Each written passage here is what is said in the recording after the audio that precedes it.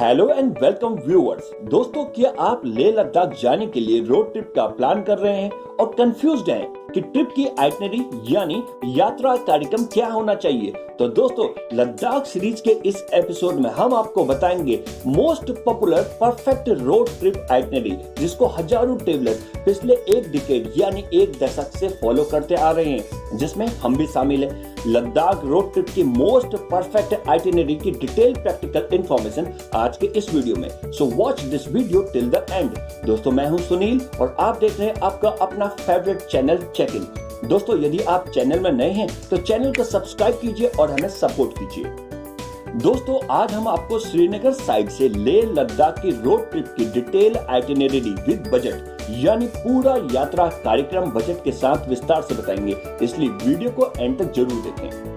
दोस्तों, लेह लद्दाख जाने के लिए आप यदि रोड ट्रिप की प्लानिंग कर रहे हैं तो आपकी प्लानिंग और अच्छी शानदार हो सकती है यदि आप अपने प्लान में गुड नंबर ऑफ डेज रखें। यानी लेह लद्दाख के रोड ट्रिप का प्लान आप ज्यादा दिनों के साथ बनाते हैं तो आपकी ट्रिप और शानदार हो सकती है।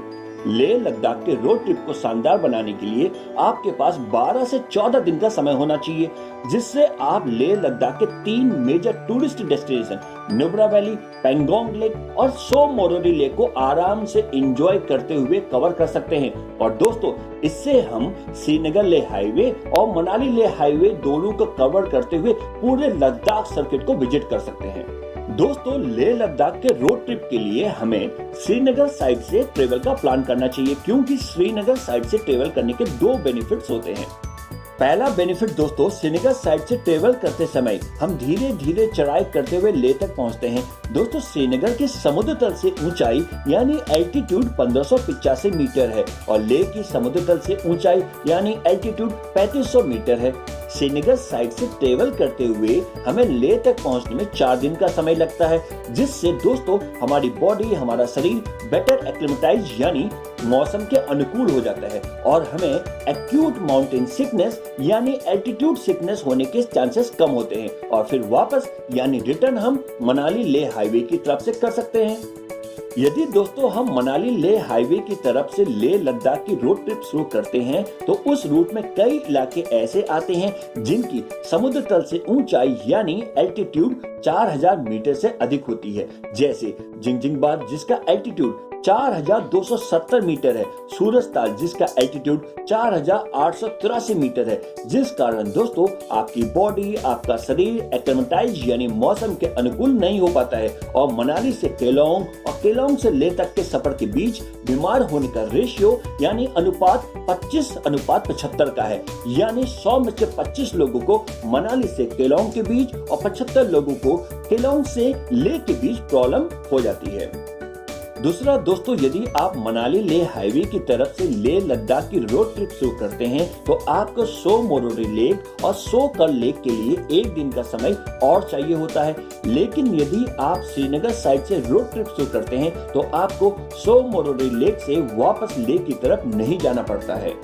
तो दोस्तों, इन्हीं 2 कारणों से हम आपको लेह लद्दाख की रोड ट्रिप श्रीनगर साइड से शुरू करने के लिए रिकमेंड कर रहे हैं। चलिए दोस्तों, अब आपको बताते हैं श्रीनगर साइड से लेह लद्दाख रोड ट्रिप की आइटिनरी यानी यात्रा कार्यक्रम डे बाय डे प्लान के साथ। दोस्तों, डे 1 में आप दिल्ली से जम्मू या फिर पटनी टॉप तक का ट्रेवल कर सकते हैं, जिसके लिए आपको 590 किलोमीटर की दूरी को कवर करने के लिए 12 से 13 घंटे की ड्राइव करनी पड़ सकती है। डे 1 का ब्रेकफास्ट आप मुरथल या करनाल में, लंच लुधियाना में और फिर डिनर आप जम्मू या फिर पटनी टॉप में कर सकते हैं और नाइट स्टे जम्मू या फिर पटनी टॉप के होटल में कर सकते हैं। दोस्तों, डे 2 में आप जम्मू या फिर पटनी टॉप से श्रीनगर तक का ट्रेवल रास्ते में खूबसूरत व्यूज के साथ कर सकते हैं, जिसके लिए आपको 270 किलोमीटर की दूरी को कवर करने के लिए 8 से 9 घंटे की ड्राइव करनी पड़ सकती है और नाइट स्टे जम्मू या फिर श्रीनगर के होटल में कर सकते हैं। दोस्तों, डे 3 में आप श्रीनगर से सोनमर्ग, जोजिला पास, द्रास, कारगिल तक का ट्रेवल कर सकते हैं, जिसके लिए आपको 201 किलोमीटर की दूरी को कवर करने के लिए 8 से 9 घंटे की ड्राइव करनी पड़ सकती है। जो जिला पास में आपको ट्रैफिक मिल सकता है। डे 3 में आप सोनमर्ग, जो जिला पास, मीना मार्ग के घास के मैदान और कारगिल वार मेमोरियल को विजिट कर सकते हैं। द्रास में आप लंच में राजमा चावल, मटन करी को एंजॉय कर सकते हैं और फिर नाइट स्टे करगिल के होटल में कर सकते हैं। दोस्तों डे 4 में आप कारगिल से लामा युरू और फिर लेह तक का ट्रेवल कर सकते हैं, जिसके लिए आपको 240 किलोमीटर की दूरी को कवर करने के लिए 9 से 10 घंटे की ड्राइव करनी पड़ सकती है। डे 4 में आप Fotula, Namkila, Mulbekh Maitreya monastery, Lamayuru monastery, lunar landscape को विजिट कर सकते हैं और रास्ते में आप गुरुद्वारा पत्थर साहिब, मैग्नेटिक हिल, निम्मू जहां झंस्कार नदी और सिंधु नदी का संगम होता है और श्याम घाटी में भी आप टाइम स्पेंड कर सकते हैं। डे 4 का लंच आप लामा युरू मोनेस्ट्री रेस्टोरेंट में कर सकते हैं और फिर नाइट स्टे लेह के होटल में कर सकते हैं। दोस्तों डे 5 में आप लेह के लोकल साइट्स को विजिट कर सकते हैं, जिसमें Shanti Stupa, hall of fame, castle Tsemo, Changspa road, main market शामिल है, जिसके लिए आपको 30 किलोमीटर की दूरी को कवर करने के लिए 1 से 2 घंटे की ड्राइव करनी पड़ सकती है। बाकी समय आप रेस्ट कर सकते हैं और फिर नाइट स्टे भी लेह के होटल में ही कर सकते हैं।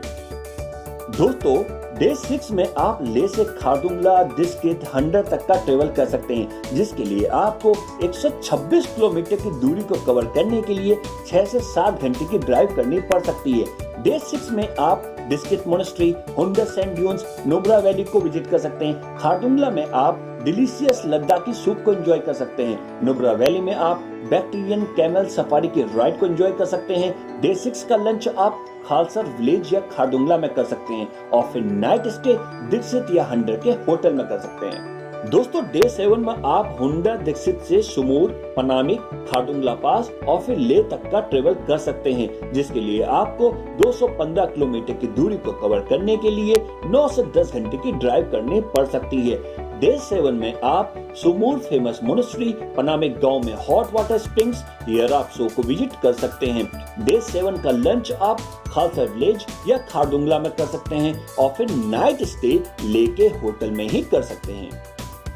दोस्तों डे 8 में आप लेह से हेमिस मोनेस्ट्री फिर पेंगोंग लेक तक का ट्रेवल कर सकते हैं, जिसके लिए आपको 180 किलोमीटर की दूरी को कवर करने के लिए 7 से 8 घंटे की ड्राइव करनी पड़ सकती है। डे 8 में आप हेमिस मोनेस्ट्री, थिक्से मोनेस्ट्री, से मोनेस्ट्री विजिट कर सकते हैं और फिर नाइट स्टे पेंगोंग के स्पेंगमिक या लुकम में कर सकते हैं। दोस्तों यदि आप अपने प्लान में एक और दिन ऐड कर लेते हैं तो आप तुकतुक विलेज को भी विजिट कर सकते हैं।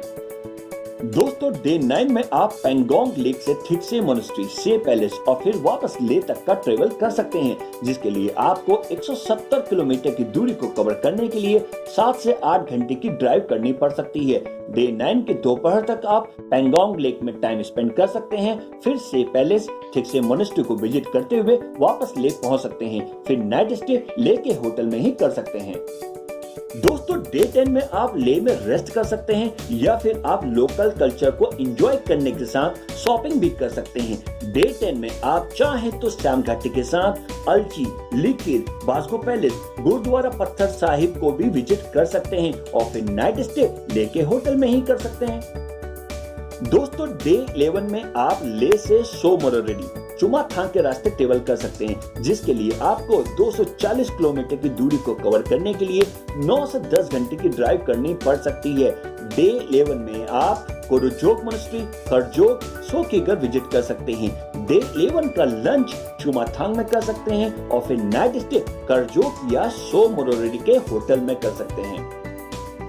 दोस्तों डे 12 में आप सो मोरोरेडी से सोकर झील, देवरिंग जहां से मनाली लेह हाईवे स्टार्ट हो जाता है, मोरी प्लेन्स, पांग, सरचू तक का ट्रेवल कर सकते हैं। दोस्तों इस दिन आप सुबह जल्दी उठकर ड्राइव शुरू कर दें ताकि आप सरचू पहुंच सकें, क्योंकि दोस्तों सरचू में पांग से बेटर एकोमोडेशन के ऑप्शंस हैं, जिसके लिए आपको 227 किलोमीटर की दूरी को कवर करने के लिए 10 से 11 घंटे की ड्राइव करनी पड़ सकती है। डे 12 में सोकर झील, मोरी प्लेन्स, गाटा लूप्स, लाचुंगला पास, नाकिला को भी विजिट कर सकते हैं और फिर नाइट स्टे सरचू या पांग के होटल में कर सकते हैं। दोस्तों डे 13 में आप सरचू या पांग से बारालाचा, किलोंग, रोहतांग पास होते हुए मनाली तक का ट्रेवल कर सकते हैं, जिसके लिए आपको 223 किलोमीटर की दूरी को कवर करने के लिए 10 से 11 घंटे की ड्राइव करनी पड़ सकती है। डे 13 में आप सूरजताल, दीपक ताल जो रोड साइड में है वहां विजिट कर सकते हैं। इसके साथ साथ रोहतांग पास, बारालाचा में एडवेंचर एंजॉय कर सकते हैं। दोस्तों जिंगजिंगबार, जिस्पा, किलोंग, खोसकर में आपको फूड पॉइंट्स मिल जाएंगे और फिर नाइट स्टे कर सकते हैं। दोस्तों डे 14 में आप मनाली से वापस दिल्ली के लिए ट्रेवल कर सकते हैं, जिसके लिए आपको 570 किलोमीटर की दूरी को कवर करने के लिए 12 से 13 घंटे की ड्राइव करनी पड़ सकती है। दोस्तों सुंदरनगर और करनाल में आपको फूड पॉइंट्स मिल जाएंगे। दोस्तों लेह लद्दाख में लैंडस्लाइड्स और स्नोफॉल होने की संभावना भी रहती है, जिसकी वजह से आपको 1 से 2 दिन एक्स्ट्रा लेकर रोड ट्रिप का प्लान करना चाहिए। दोस्तों नुब्रा वैली टू पेंगोंग के लिए डायरेक्ट रूट ऑप्शन भी होता है, जिसमें आप डे 7 में इस ऑप्शन को भी फॉलो कर सकते हैं। हुंडर या दीक्षित से श्योक विलेज होते हुए या फिर वारीला रूट होते हुए भी आप पेंगोंग लेक पहुंच सकते हैं, लेकिन ये रूट डिपेंड करता है कि कौन सा रास्ता खुला हुआ है। इस रूट के लिए आपको 6 से 7 घंटे ड्राइव करना पड़ता है और नाइट स्टे आप पेंगोंग में ही कर सकते हैं और फिर नेक्स्ट डे यानी डे 8 में आप पेंगोंग से खिक्से मोनेस्ट्री होते हुए से पैलेस और फिर ले पहुंच सकते हैं, जिसके लिए आपको 6 से 7 घंटे की ड्राइव करनी पड़ सकती है और नाइट स्टे आप ले में ही कर सकते हैं। दोस्तों यदि श्योक विलेज और वारीला पास वाले रूट्स बंद रहते हैं तो आपके पास पेंगोंग लेक पहुंचने का एक और अल्टरनेट ऑप्शन है। ले से चांगला और फिर पेंगोंग, फिर वापस चांगला होते हुए ले। इस रूट के लिए आपको 8 से 9 घंटे ड्राइव करना पड़ता है और फिर नाइट स्टे आप ले में ही कर सकते हैं। दोस्तों अब आपको पूरे रूट के दौरान कहां-कहां फ्यूल पंप्स मिलेंगे ये बताते हैं। दोस्तों आप अपनी गाड़ी में फ्यूल श्रीनगर, करगिल, ले, कारू, दीक्षित, नुब्रा वैली, टांडी और मनाली रोड में अवेलेबल पेट्रोल पंप में फिल करा सकते हैं। दोस्तों श्रीनगर के रास्ते हम ट्रिप का प्लान करने के लिए इसलिए सजेस्ट कर रहे हैं क्योंकि इससे आपको बेटर एक्लेमेशन यानी मौसम के अनुकूल होने का पर्याप्त समय मिलता है और आपका एक दिन बचता है शो मोरेरेड लेक जाने के लिए और आपको रोहतांग पास परमिट की भी कोई जरूरत नहीं होती है। दोस्तों लेह लद्दाख रोड ट्रिप के लिए कुछ इंपॉर्टेंट टिप्स भी हैं जिसको आपको जरूर फॉलो करना चाहिए। अवॉइड अल्कोहल यानी शराब को अवॉइड करें। स्टे वार्म एंड हाइड्रेटेड यानी अपने शरीर को गर्म रखें और पानी पिएं। ड्राइव करते समय सावधानी रखें। स्टार्ट अर्ली, स्लीप अर्ली यानी ट्रिप सुबह जल्दी शुरू करें और रात में जल्दी सो जाएं। जरूरत के हिसाब से कपड़े, पानी और खाना जरूर रखें। दोस्तों श्रीनगर साइड से लेह लद्दाख की रोड ट्रिप के लिए हम लगभग 3300 किलोमीटर की डिस्टेंस ट्रेवल करते हैं, जिसमें हमें लगभग 106 घंटे ड्राइव करना पड़ता है। दोस्तों अब आपको ट्रिप की कॉस्टिंग यानी बजट के बारे में बताते हैं। एकोमोडेशन कॉस्ट लगभग 13,000 रुपए, फूड कॉस्ट लगभग 14,000 रुपए, फ्यूल कॉस्ट 4 व्हीलर के लिए लगभग 26,400 रुपए और 2 व्हीलर्स के लिए लगभग 15,840 रुपए और मिसलेनियस कॉस्ट लगभग 5,000 रुपए तक हो सकता है। दोस्तों यदि आप अपने 2 व्हीलर से रोड ट्रिप कर रहे हैं तो आपका बजट लगभग 47,840 रुपए होगा और 4 व्हीलर से रोड ट्रिप कर रहे हैं तो आपका बजट लगभग 58,400 रुपए तक हो सकता है। और यदि आप रेंट में बाइक लेते हैं तो आप अपने बजट में लगभग 15,000 रुपए और ऐड यानी जोड़ सकते हैं। तो दोस्तों अगर आप लेह लद्दाख का रोड ट्रिप का प्लान कर रहे हैं तो यही आशा करते हैं कि ये प्रैक्टिकल डिटेल इंफॉर्मेशन आपके लिए काफी हेल्पफुल होगी।